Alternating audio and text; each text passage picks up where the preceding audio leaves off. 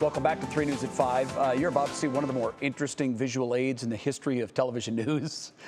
At least I think so. No. This Sunday is the Walk to End Colon Cancer. It's down in the Flats, and there's no better way to make a statement to raise awareness than having a 20-foot giant inflatable colon as part of the story. I have to give it to Jay because he wrote this. Why is there a large colon in Cleveland, and why is Monica Robbins standing inside of it? So this is an effort. I knew you'd love that. Inquiring minds. I told her, I said, listen to what Jay wrote. Kudos to him. I know that they're trying to end, the embarrassment and the stigma that's surrounding colorectal cancer. Look, this is going to make us giggle, but we're going to learn something, Monica. Teach us. Yeah, I have been in a lot of places. I have seen the inside of my own, but I've never stood inside a giant inflatable colon. But there's a reason for this. It is the centerpiece of the Walk to End Colon Cancer, and you too can walk through it and learn a few things about colon cancer. But joining me now is Dr. Stefan Holabar, who I met a couple of years ago because he is a Cleveland Clinic colorectal surgeon as well as director of research. But you have a personal connection as to why you chose that field. Tell us why it is. Sure. Back in 1999, my physician, my gastroenterologist, told me I was overdue for a colonoscopy, and lo and behold, I had a really large colon cancer and needed to have emergency surgery. So I can hands down say that a colonoscopy literally saved my life. I had stage 3, which means it went to the lymph nodes, and so I had to get 6 months of chemotherapy on top of that. But again, hands down, a colonoscopy can save your life. It's a fact. And so, standing in the middle of this, what are you hoping that the Walk to End Colon Cancer, which, by the way, takes place this Sunday, you're going to be there. Why is it so important for people to pay attention and maybe take a walk down there? Yeah, the event is hosted by the Colon Cancer Alliance, which is the largest nonprofit in the United States dedicated to increasing awareness about this preventable cancer.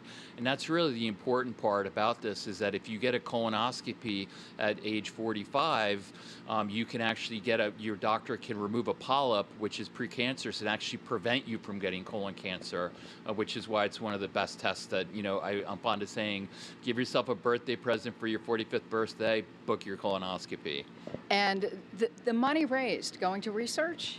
It's going to research and also to increase awareness and educate people about the importance of getting their screening colonoscopy to try to prevent this cancer. Why is it that you think so many younger people are now getting diagnosed and unfortunately dying from this? Yeah, it's a great question. There's lots of research looking at it, but I think, in Western society, we have a couple things against us, right? And I think one of the most important things is eating healthy, right? So we eat a lot of processed foods, and I think the research is pretty clear that eating a high-fiber diet with less processed foods, and especially limiting the amount of red meat in your diet, is really important, because these things are now epidemic in Western society and are risk factors for developing colorectal cancer. Great advice. So the Walk to End Colon Cancer is this Sunday. The ceremony starts at 9:30. It's in the East Bank of the Flats. You can head down there. It's a 3-mile walk.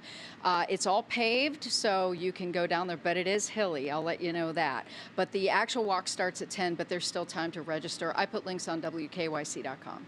All right, very good. We were talking here at the desk, Monica. I lost my dad 15 years ago this past week. He was diagnosed with colon cancer at 57, I'm 58 right now, basically my age. So I'm in the high risk. I have to get them every 5 years. Matt Wintz just informed me he's also high risk and now 40, so he's going to get them. The process itself is super easy. You're out. You don't even know what's going on. You get a really good sleep. I've had 3 of them. You do. And so we recommend anybody that thinks they might have an issue, get it looked at, because early detection is the key. Everything. Me too. You know what? Yeah, I had mine. I had one in 2000 for something completely different, and they found a couple of polyps they removed. Wow. So, yeah, it is incredibly important, and it's not that hard. The only hard part for me was being told you can't eat for, a day. But trust me when I tell you. And the prep's not fun. Not easy. Yeah, the prep's not fun either. But and the prep is not. No, it's not that big of a deal. Okay. No. We could talk about that off air.